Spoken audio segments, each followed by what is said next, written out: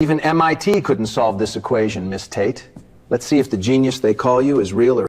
He flicked the chalk. It hit Whitney's desk and rolled to the floor. 30 seconds. Solve it or you're out of the scholarship program. Whitney calmly stood up, slowly. Professor, what if I solve it? Dream on, stinking cockroach. 3 years I researched this. A fake from the slums isn't solving it. Pick it up. Fake genius. Come solve it. Whitney's hand trembled once, then stopped. She didn't pick up the chalk. She walked past it, past Walsh, straight to the board. 30 seconds later, the professor would regret it. 30 seconds doesn't happen in 30 seconds. And this is how we got there. To understand what happened in that lecture hall, you need to know who Whitney Tate was and who Edward Walsh thought she was. Whitney was 22 years old, a senior at MIT, full scholarship. She lived with her grandmother in a 2-bedroom walk-up in Roxbury. The heat worked sometimes. The neighbors knew her by name. 5 nights a week, she worked the late shift at a diner in Central Square. From 11 at night until 4 in the morning, she poured coffee for taxi drivers and night students. Then she walked 20 minutes to campus and started her day. She slept 4 hours, sometimes 3. Her grandmother had a heart condition. The medications cost $300 a month. The scholarship covered tuition. It did not cover medication.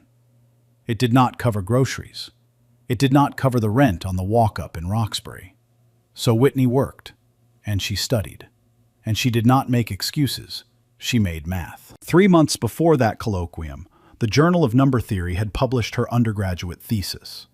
It was titled Generalizations of Modular Transformations over Imaginary Quadratic Fields. The paper was credited to W. Tate.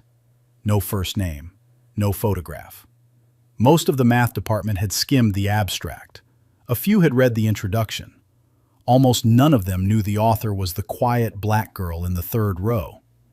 But one person did. 3 years earlier, Edward Walsh had sat on Whitney's freshman placement committee. He had asked her, in front of 2 other professors, if she was comfortable in the level she'd tested into. He had used the word comfortable the way other men use the word qualified. Now, Walsh was 56 years old, tenured 18 years, a Cole Prize winner. He had supervised more than 30 PhDs. He wrote op-eds in the Chronicle of Higher Education about what he called standards drift at elite universities. When pressed, in private, he would say he meant exactly what everyone thought he meant. And he chaired the Vandenberg Memorial Fellowship, the most prestigious research grant the MIT Math Department awarded. That fall, Whitney Tate was one of 3 finalists. Walsh had told 2 colleagues over coffee that he didn't think she fit the profile. What he didn't tell them was what sat in his office. In the top drawer of a locked filing cabinet behind his desk sat a single yellow sheet of paper, handwritten, dated. A problem he called the Vandenberg equation, named for a colleague who had passed away in 2018. Walsh believed the problem was unsolvable. He believed it was his territory. He had been wrong about both for 3 months, and he didn't know it yet. Because on a quiet Tuesday in July, Whitney's paper had crossed the desk of a visiting Princeton mathematician named Dr. Eleanor Whitmore. Dr. Whitmore had read it twice. She had circled 3 lines. She had written a note in the margin. This generalization changes everything. Who is W. Tate? She had flown to Cambridge that October to find out. That afternoon, the Vandenberg Memorial Colloquium was the most attended event of the semester. Killian Court was packed. The chair of the department, Dr. Margaret Sullivan, was there. 3 news outlets had sent reporters, including Henry Garrison from MIT Technology Review. The colloquium was supposed to be a celebration, a keynote, a polite announcement about the fellowship finalists. It was not supposed to be an execution. Whitney sat in the 3rd row, exactly where she always sat. She wore a clean white shirt. Her hair was tied back. Her notebook was open. She did not know what Walsh had written on the board that morning. She did not know Dr. Whitmore was sitting in the back row. The Princeton visitor was holding a journal open to one very specific page, She did not know that the locked filing cabinet was about to be opened in front of 200 witnesses. All she knew was that her grandmother had sent her a text at 6:42 that morning. It said, "Eat something today, baby." She had not eaten. She had been studying. And somewhere in the front of the room, a 56-year-old professor was about to pick up a piece of chalk. He had no idea he was about to ruin the next 20 years of his own career. But before any of that, he was going to call her a cockroach. We come back to that moment. Whitney walked past the chalk on the floor, past Walsh, straight to the blackboard. 200 faces tracked her every step. The room was so quiet you could hear her shoes on the wood. Walsh watched her go. The smile came back to his face. He had expected her to break. She hadn't broken. So now he would break her properly. He turned to face the audience. "Esteemed colleagues, what you are about to witness is what I call a teaching moment." He raised his voice so the back rows could hear. "For 3 years, I have worked on the equation now visible on this board. It is a generalization in modular forms. The standard techniques fail. 2 of my graduate students attempted it last spring. Both withdrew from the program." A few people laughed. Some did not. "And now," Walsh said, gesturing toward Whitney, "Miss Tate believes she can solve in 30 seconds what has resisted MIT for a decade." Dr. Margaret Sullivan stood up from the front row. "Edward, this is not the appropriate venue." "Margaret, sit down. The colloquium is open to demonstrations." "This is not a demonstration. This is a public—" "It is a test of standards, which is exactly what this department needs." Sullivan stayed standing for 2 long seconds. Then she sat down, slowly. She did not look at Whitney. She looked at her own hands. Walsh walked to the podium. From beneath it, he produced a small black device. He held it up so everyone could see. A digital stopwatch, the kind referees use. Large red digits, ready to count down from 30. "To make this fair," Walsh said, "I propose terms." He looked at Whitney. He smiled. "If you solve this equation in 30 seconds, verified by Dr. Sullivan, I will personally endorse you for the Vandenberg Fellowship. I will sign the letter today." The room held its breath. "If you fail, you withdraw your name from the fellowship. Tonight, in writing, in front of these witnesses." Sullivan's head snapped up. "Edward, you cannot impose. I am the chair of the selection committee. I can recommend whatever I like." Whitney still hadn't spoken. She was looking at the equation on the board. Her phone buzzed in her pocket. She didn't pull it out. She already knew what it said. "Eat something today, baby." She had not eaten. She had $300 to her name. The medications were due next week. Her grandmother needed groceries. The walk-up needed rent. In front of her, the man who had decided 3 years ago that she did not fit the profile was holding a stopwatch. In the back row, Dr. Eleanor Whitmore sat up straighter. She did not look surprised. She looked focused.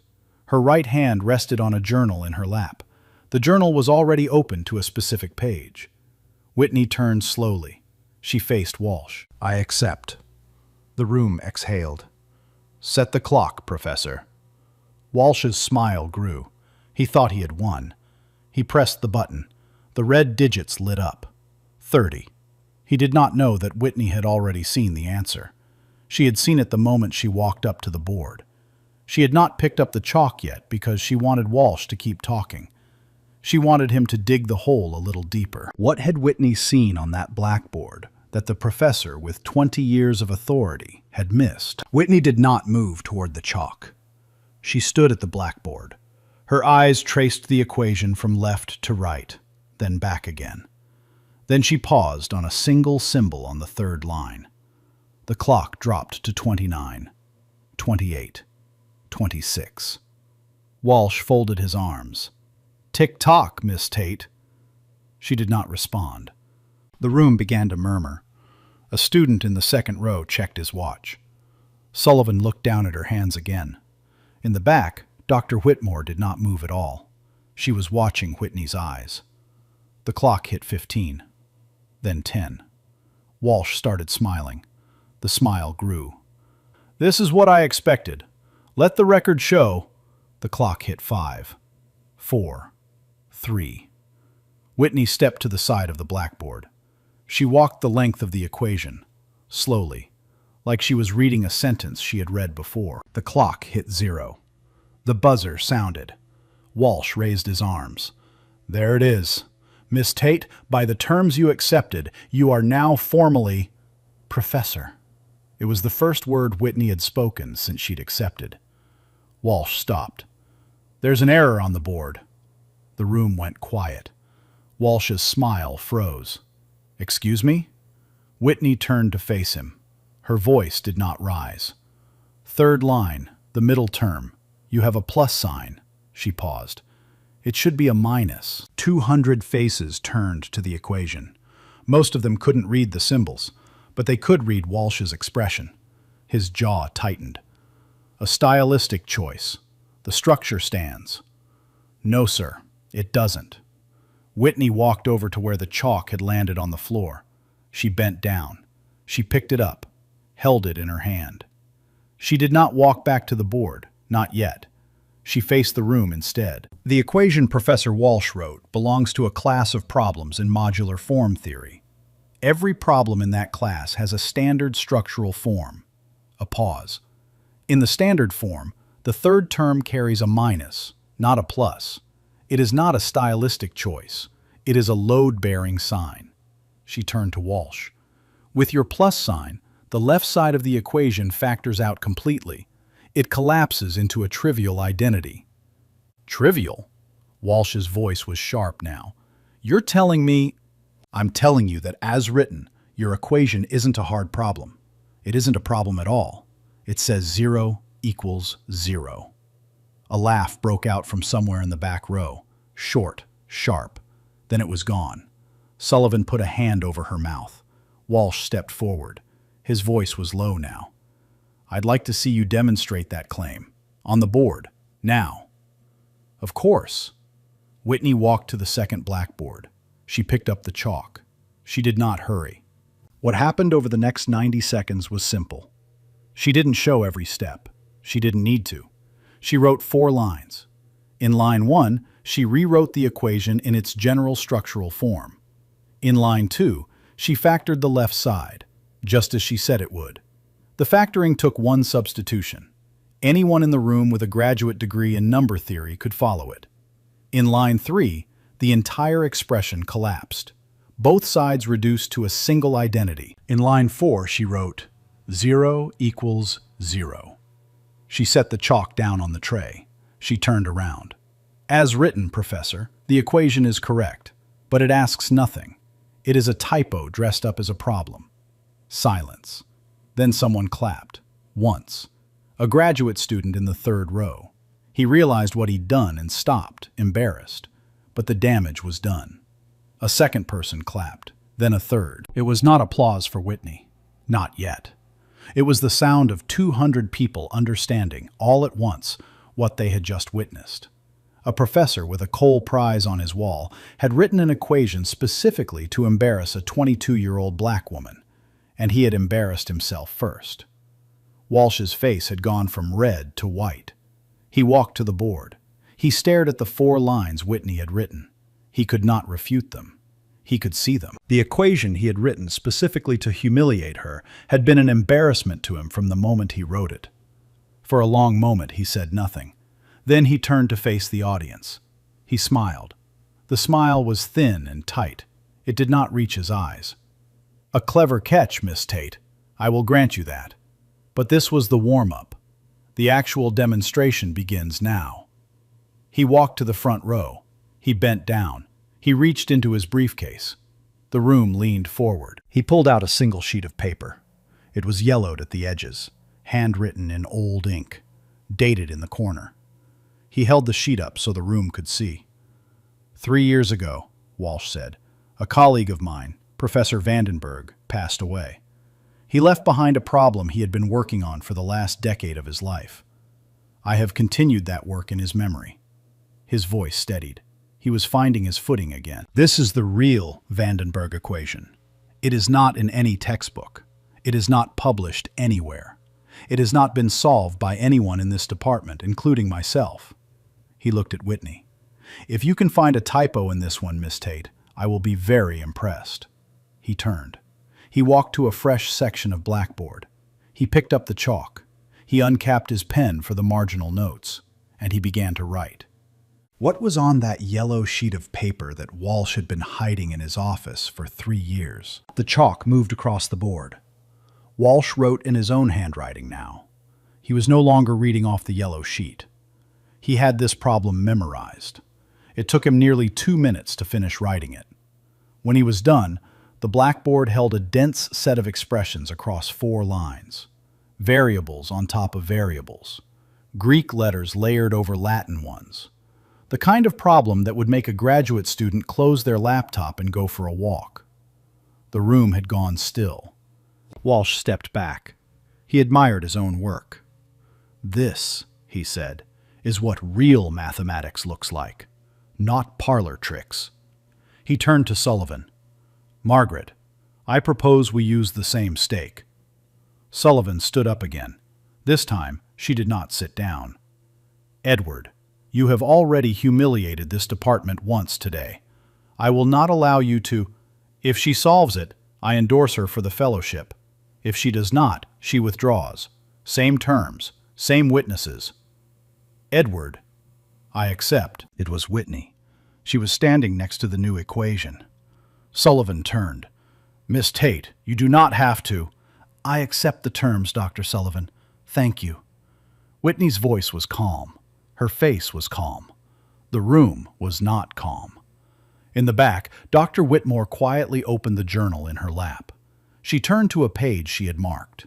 She folded the corner. She did not look up. Phones began to rise across the room. 12, then 50. 2 news cameras zoomed in from the side aisles. A junior faculty member in the second row pulled out his phone and started a stopwatch. He set it visible on his desk so Whitney could see it. The countdown was over.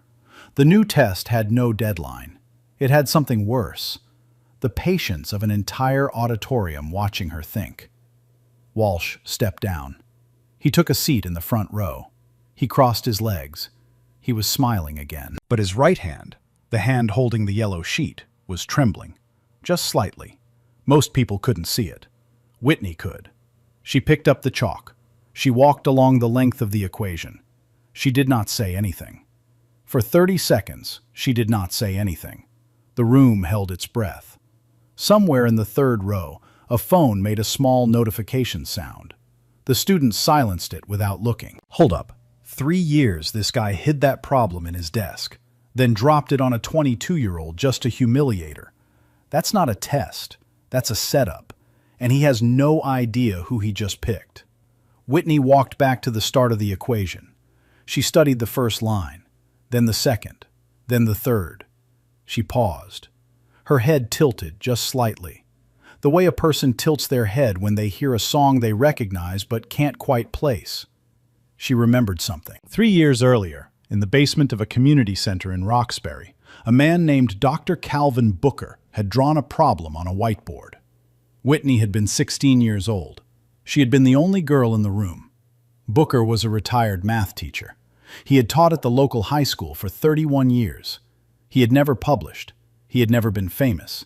But every Saturday morning, he opened the doors of the community center and ran a free math club for any kid who showed up. That morning, he had told her something. He had said it without looking at her.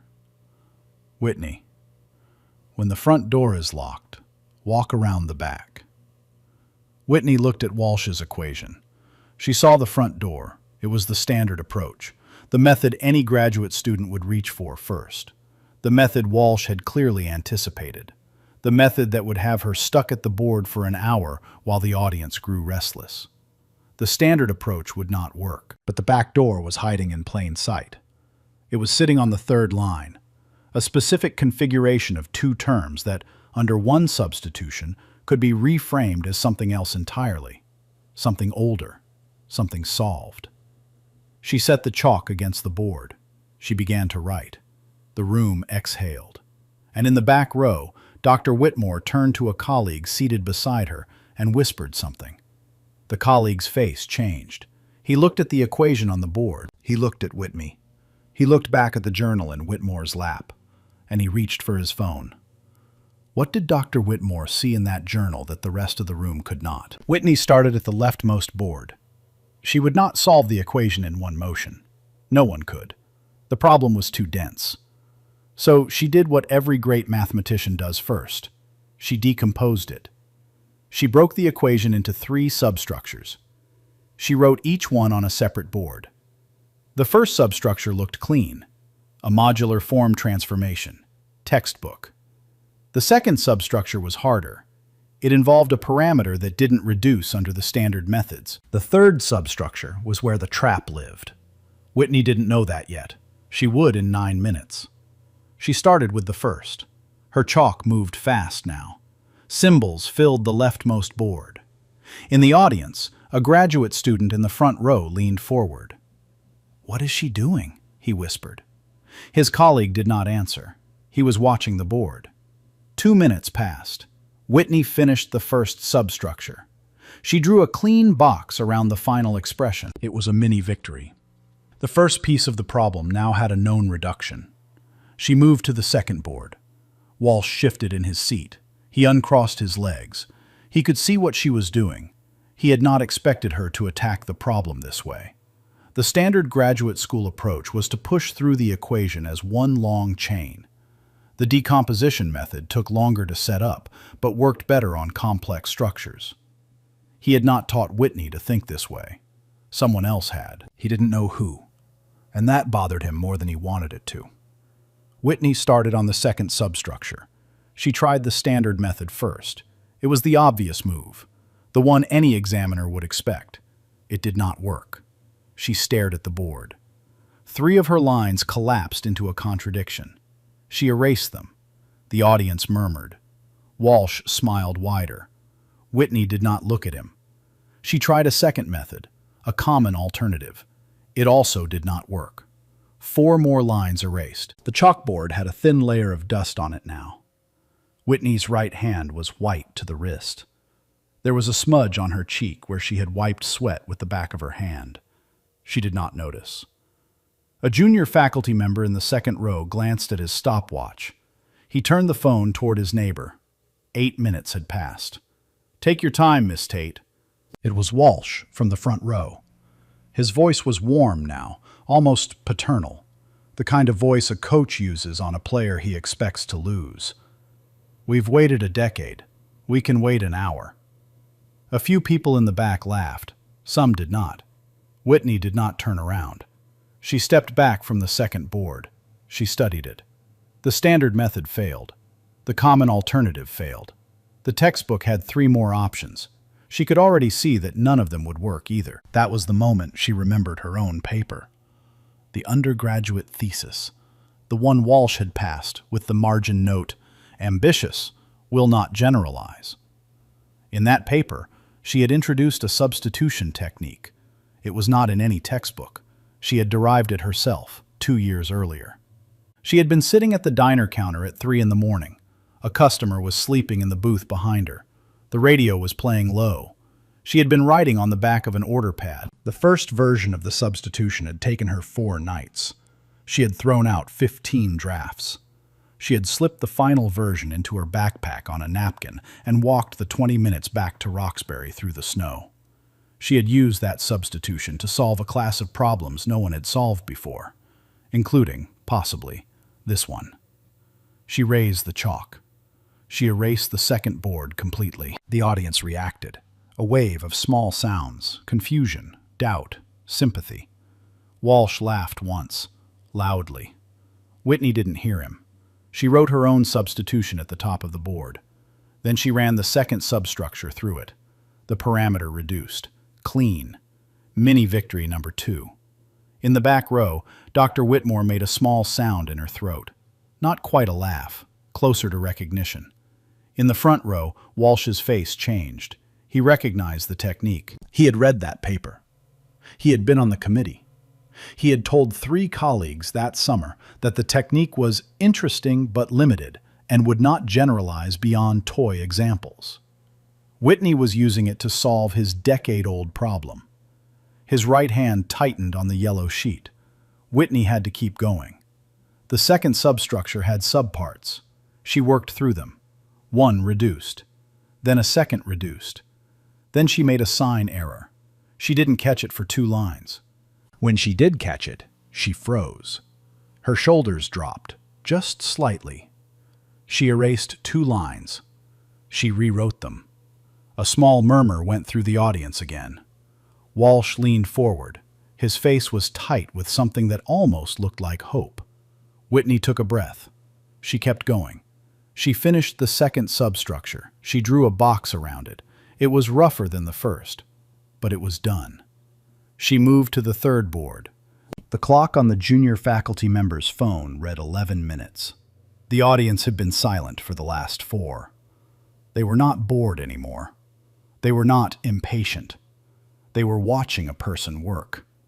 Whitney looked at the third substructure. She started to write. She wrote 2 lines. Then she stopped. Her chalk was 3 inches from the board. It did not move. She stared at the second line.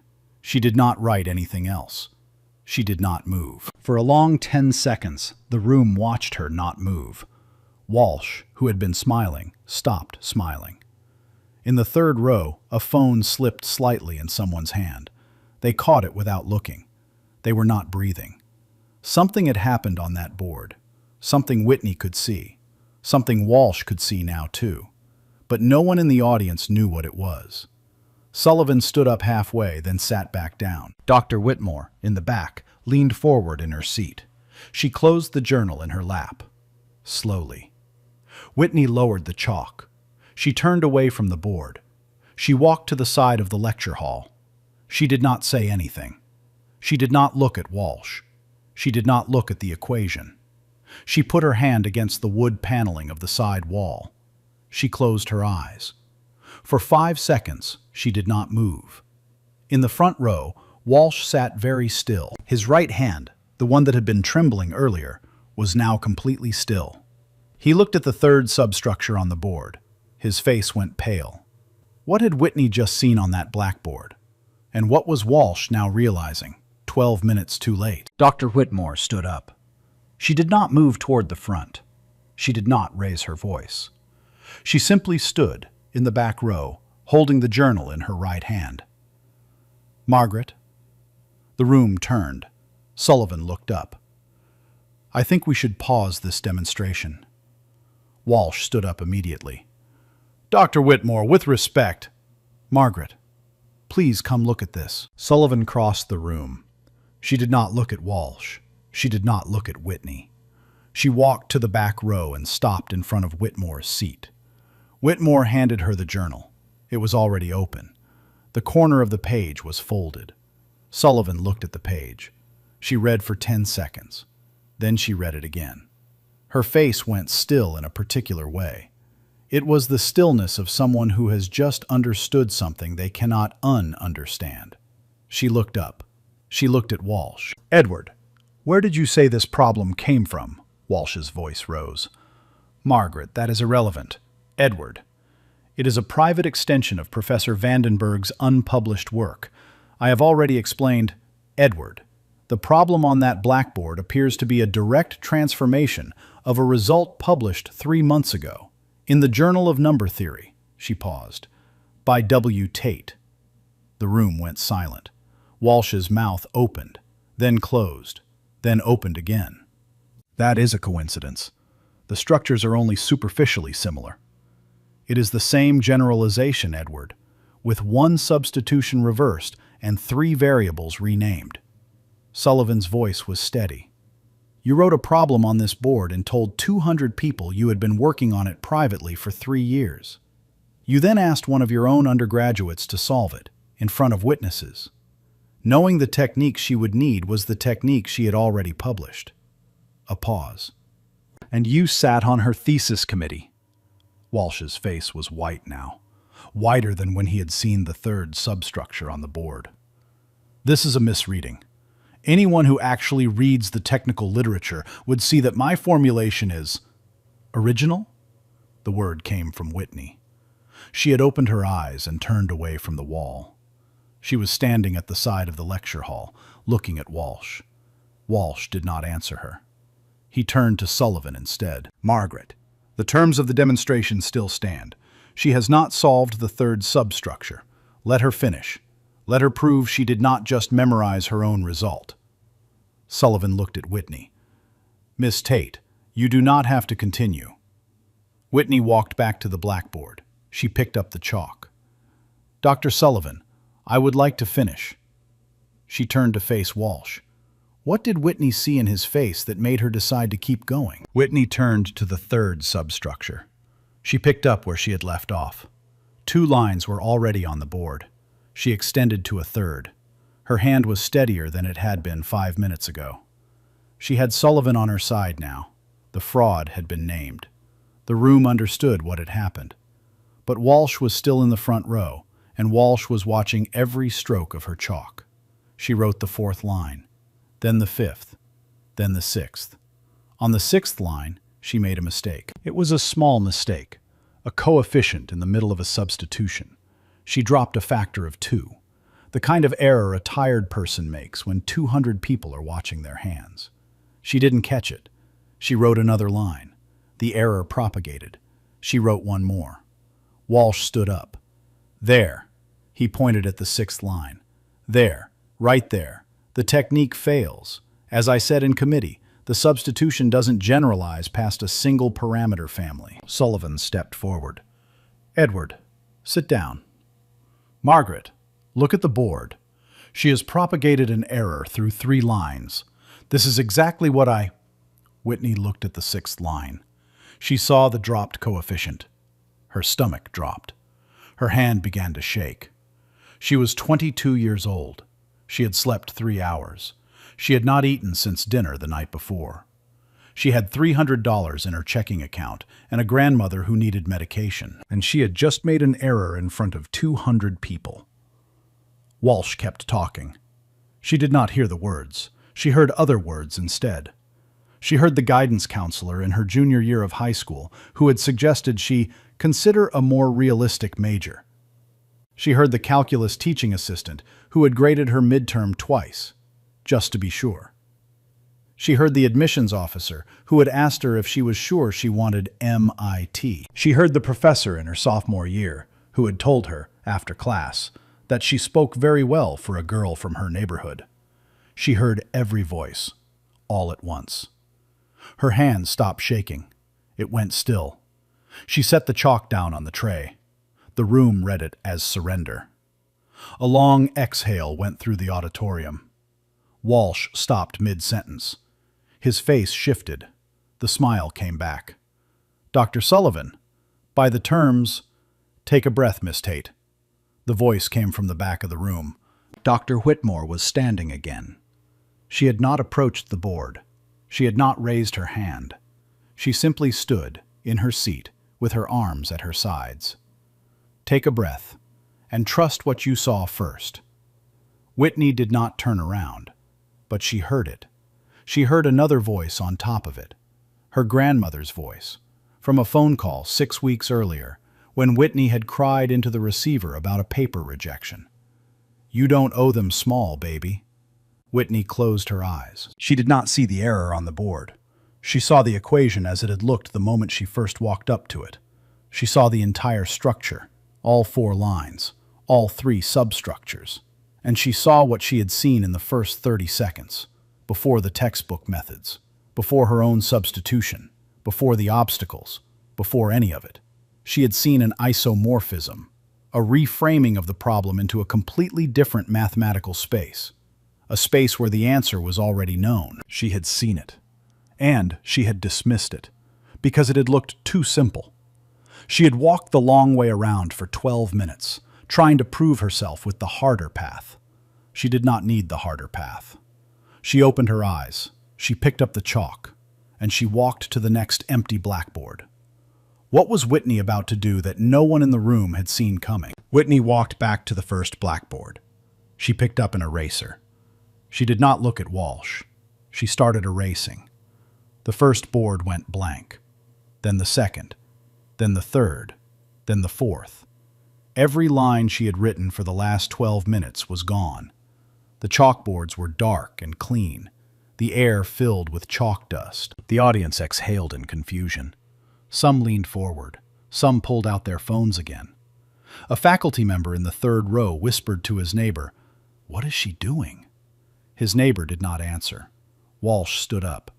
"What are you doing?" Whitney did not answer. She finished erasing. Chalk dust hung in the air around her. She set the eraser down on the tray. She walked to the lectern, to the digital stopwatch Walsh had placed there at the beginning. She picked it up. She held it in her hand. She turned to face Walsh. "Professor, you said 30 seconds at the start of this demonstration."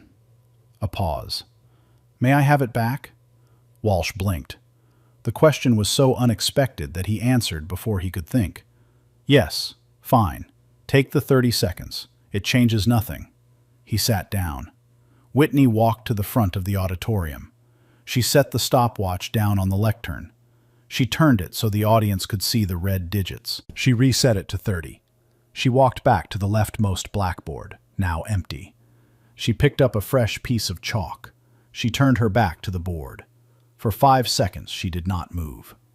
Sullivan stepped forward gently. "Miss Tate, are you ready?" Whitney did not turn around. "Dr. Sullivan, please start the clock." Sullivan walked to the lectern. She put her finger on the button. She looked once at Whitney. She looked once at Walsh. She pressed it. The red digits lit up. 30, 29, 28. Whitney turned to the board. She raised the chalk, and she did not stop moving until the clock hit 0. What she wrote across the next 30 seconds was not the long path. It was the short one. In the first line, she rewrote Walsh's entire equation under a single change of variables. The substitution reframed the problem into a different mathematical space, an older space, a space that mathematicians had been studying for 60 years. In the second line, she pointed the equation directly at a known theorem, a result proved in 1962 by a French mathematician, a theorem that appeared in every graduate textbook on the subject. In the third line, she applied the theorem. The fourth line was the answer. The fifth line translated the answer back into the original language of Walsh's problem. That was it. 5 lines. 25 seconds in, the graduate student in the third row gasped audibly. He had recognized the change of variables. He nudged the colleague next to him. They both stared. 20 seconds in, Walsh leaned forward in his chair. His mouth opened slightly. He recognized the change of variables. He had not seen it. In 20 years of working with modular forms, he had not seen it. 15 seconds in, Dr. Whitmore stood up, quietly, behind the back row where almost no one saw her. 10 seconds in, Dr. Sullivan put a hand over her mouth. 5 seconds in, a first-year graduate student in the third row whispered the words, "Oh my God," into his hand and could not stop himself. 2 seconds in, Whitney set the chalk down on the tray. She turned to face the audience. The clock hit 0. The buzzer sounded. The room did not move. For 3 long seconds, no one moved. Then Dr. Sullivan stood up. She walked to the front of the auditorium. She picked up a clean pair of reading glasses from her bag. She put them on. She walked the length of the board. She read line 1, then line 2, then line 3, then line 4, then line 5. She went back to line 1. She read it again. 20 seconds passed, then 30. The room held its breath. Sullivan turned to the audience. "The solution is correct." The silence held for 3 more seconds. Then Sullivan turned to Walsh. Her voice did not rise, but it carried to every row in the room. "Professor Walsh, the technique Miss Tate just used to solve your equation is published 3 months ago in the Journal of Number Theory by W. Tate." She paused. "This is her own paper." Walsh said nothing. "You wrote a problem on this board, in front of 200 witnesses, that you claimed had resisted MIT for a decade. You then asked one of your own undergraduates to solve it. And she did, in 30 seconds. using her own published work. The same work that was on your desk 18 months ago when you signed her thesis with the note, quote, "will not generalize." Sullivan removed her glasses. She held them in her hand. She did not memorize her result. She invented it. And she just used it to solve a problem you have spent 3 years claiming was unsolvable. Walsh's mouth opened. No sound came out. His right hand was on the armrest. It had gone white. Whitney walked to the lectern. She did not pick up the microphone. She did not need to. The room had not breathed in a full minute. She set the chalk down on the tray next to the stopwatch. She looked at Walsh. "Professor." Walsh looked up, slowly. "You said even MIT can't solve this equation." She paused. "You forgot something." The room held its breath. "I am MIT." For one full second, nothing happened. Then, a junior faculty member in the second row began to clap. Then, a graduate student. Then another. Then, the entire second row. Then the third. Then the fourth. Sullivan did not stop them. In the back, Dr. Whitmore did not clap. She was smiling. She was already opening her phone to call Princeton. Walsh sat in the front row. He did not move. He looked at the 5 lines on the blackboard. He could not refute them. He had built his career on a problem that a 22-year-old black undergraduate had just solved using her own technique. In 30 seconds. In front of 200 witnesses, with 3 news cameras rolling. What was about to happen to Edward Walsh in the next 10 minutes? The applause did not stop. It rolled from the second row to the third, from the third to the fourth. By the time it reached the back, the entire hall was on its feet. Whitney stood at the lectern. She did not bow. She did not smile. She picked up her notebook and held it to her chest. In the third row, Henry Garrison was no longer watching the front. He was watching his phone. His thumbs moved fast across the screen. 2 attendees in the front section had already emailed the office of the MIT provost. The first email arrived at 3:14 in the afternoon. The second arrived 11 seconds later. The subject line of the first read, "Urgent Academic Integrity Matter, Vandenberg Fellowship." The subject line of the second was identical. Both emails contained the same 3 words, Dr. Edward Walsh. In the second row, a graduate student pulled out her tablet. She tapped twice. The Journal of Number Theory loaded on the screen. She turned to the page Whitmore had folded over. She walked to the front. She handed the tablet to Sullivan. Sullivan looked at the screen. She turned it to face the audience. She held it up next to the blackboard. 200 people compared the page to the 5 lines Whitney had just written. The page and the lines were the same technique, side by side. Anyone with eyes could see it. A second wave of applause started. In the back, Dr. Whitmore walked down the center aisle. She did not hurry. She stopped in front of Whitney. She did not hug her. She did not lecture her. She handed her a small white business card. "Princeton would like to talk to you on Monday." Whitney took the card. She put it in her pocket. Sullivan stepped to the front. She raised her voice for the first time all afternoon. "For the record, the Vandenberg Fellowship Selection Committee will be reconstituted before any decision is announced. Effective immediately." She paused. "Professor Walsh will not be on it." Walsh stood at the lectern. His hand was still on the wood. He did not look at the audience.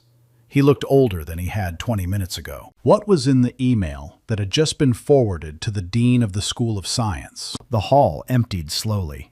People did not leave in a rush. They walked out in small groups, talking quietly, looking back at the blackboard one more time before they reached the doors. Some stopped to shake Whitney's hand on the way out. She thanked each of them by name when she knew the name. She thanked them politely when she did not. A junior faculty member stopped at her desk. He did not say anything. He just put his right hand over his heart, nodded once, and walked away. 20 minutes later, the hall was nearly empty. The only people remaining were Whitney, who was packing her notebook into her bag, and Edward Walsh, who was still standing near the lectern. He walked toward her, slowly. The few graduate students who remained went quiet. Walsh stopped 2 feet away from Whitney. He did not extend his hand. He spoke quietly. "Miss Tate, I was wrong about your paper." A pause. "And I was wrong about you." He looked at the blackboard, then back at her. "I'm sorry." Whitney looked at him for a long moment. She did not smile. She did not glare. She said one thing.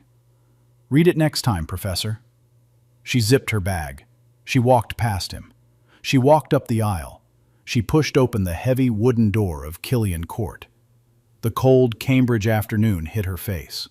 The sun was low. The wind moved through the trees on the lawn. A student on a bicycle passed her without looking up. She pulled out her phone. She dialed her grandmother. The line picked up on the second ring. "Hello, baby." Whitney walked across the courtyard. She closed her eyes for a moment, then opened them. "Grandma, I think I did okay today. I'm telling you this because I've seen too many smart people get pushed down by rooms that don't see them. Whitney didn't fight that, Professor. She just refused to be small. Keep doing the work. The room will go quiet for you too." If this story moved you, hit subscribe. Drop a comment with the moment that broke you, and share it with someone who needs to hear that the room will eventually get quiet for the right person.